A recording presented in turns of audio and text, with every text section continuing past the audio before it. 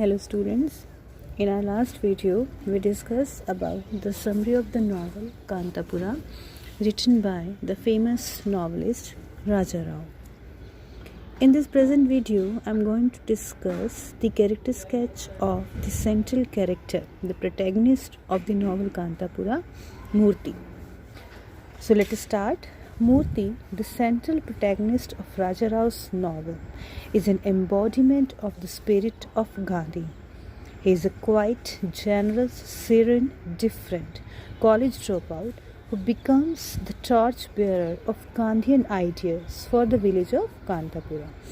मूर्ति जो इसका central character है, प्रोटैगनिस्ट है राजा राव के नॉवल कांतापुरा का, वो प्रतीक है गांधी जी के विचारों को दिखाता है, वो उनका प्रतीक है।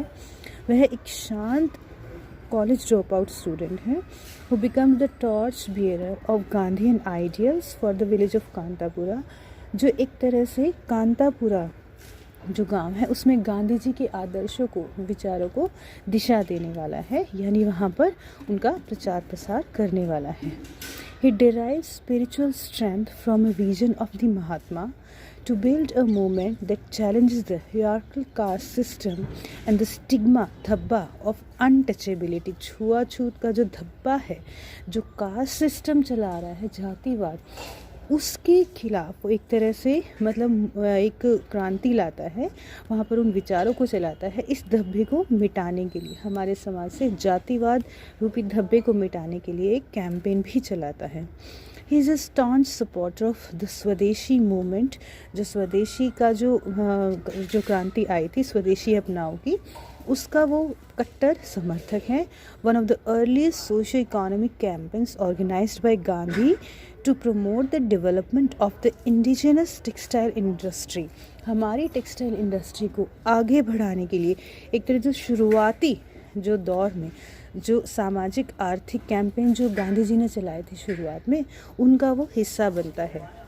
He preserves the restructure people's attitudes and motivates them to unite for a humane social order based on freedom, justice and equity। समानता, न्याय और आज़ादी, एक तरह से जो स्वतंत्रता है, उन विचारों को, उस एटीट्यूड को लोगों के अंदर लाने के लिए वो मोटिवेट करता है।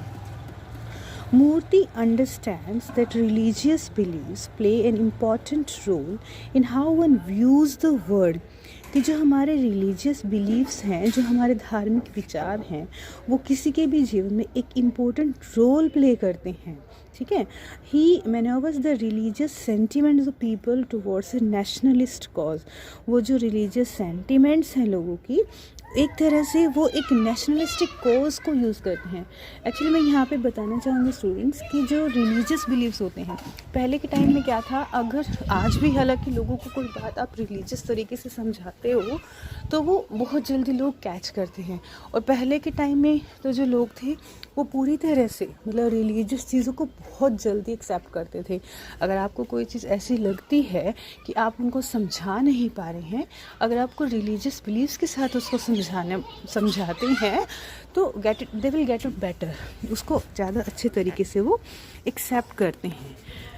Towards the end of the story he becomes a supporter of the more pragmatic Nehru philosophy, however he continues to remain loyal to the Gandhian doctrine। हालांकि वो गांधी जी के सिद्धांतों पर रहते हैं, पर धीरे धीरे जब स्टोरी एंड होती है तो नेहरू जी के जो प्रगतिवादी जो विचार हैं उनसे वो प्रभावित होने लगते हैं, उस दर्शन से वो प्रभावित होने लगते हैं, पर वो कंटिन्यू करते हैं, वो गांधीयन सिद्धांतों को ही लास्ट तक मानते हैं। Mahatma Gandhi's charismatic personality had an enormous influence on the author Raja Rao. It is quite likely that Moorthy is a stand-in for Rao। असल में एक तरह से जो नावल है ये राजा राव के खुद के जो उनका जो विश्वास था, जो गांधीयन विचारों से प्रभावित थे, जो एक करिश्माई जो पर्सनालिटी थी गांधी जी की, राजा राव उनसे प्रभावित थे। एक तरह से मूर्ति कहीं ना कहीं इस नावल में उन्हीं को, उन्हीं के विचारों को रिप्रेजेंट करता है।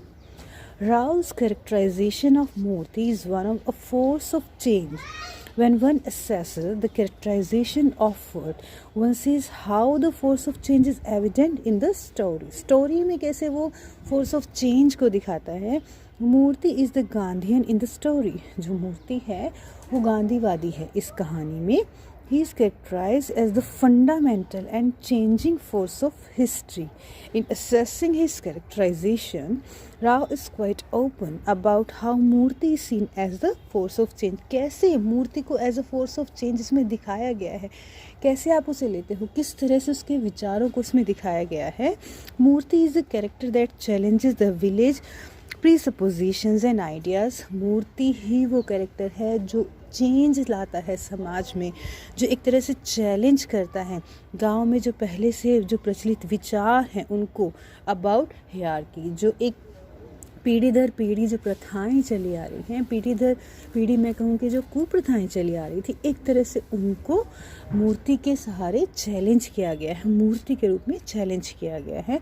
यानी मूर्ति वो है जो चैलेंज देता है सोसाइटी को, समाज को आवाज़ उठाने की एक मोटिवेशन देता है।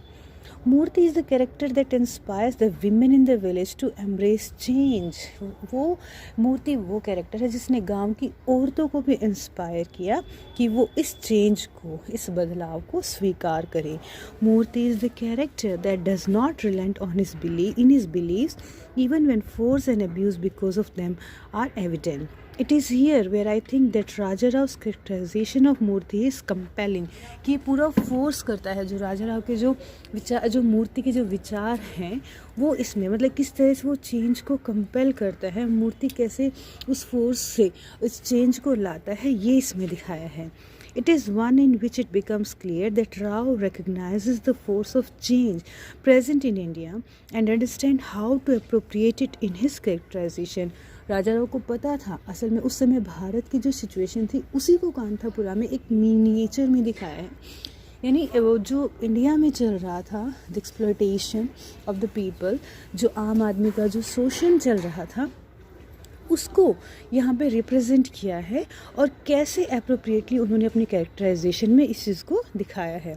The manner in which Raja Rao depicts this change is how he is able to make clear the compelling and convincing nature of Gandhian change in both urban and rural settings. किस तरह से जो गांधी जी चेंज ला रहे थे अर्बन जो area था उनमें, rural area में किस तरह के वो मतलब कंपेल कर रहे थे, एक तरह से लोग उनसे प्रभावित होते जा रहे थे, लोग आगे आ रहे थे। जो लोग आज तक आवाज़ नहीं उठाते थे, they started to raise their voice against this exploitation. जो अंग्रेज उनका जो एक्सप्लॉयटेशन कर रहे थे, इसके खिलाफ लोगों में आवाज़ उठाने की हिम्मत आई। तो इस नॉवल में, प्रेजेंट नॉवल में, जो गांधीयन विचारों को मूर्ति के सहारे दिखाया गया है, मूर्ति एक तरह से एम्बॉडीमेंट है इन विचारों का, प्रतीक है वो गांधी जी के विचारों का। तो कांतापुरा एक छोटा सा गांव सिर्फ एक गांव की कहानी नहीं है। It is not the story of that small village, it is the story of whole India, the peasants, the workers, the labour class, all. इसमें सभी को लिया गया है। जो विमेन का एक्सप्लॉयटेशन था उसको भी लिया गया है।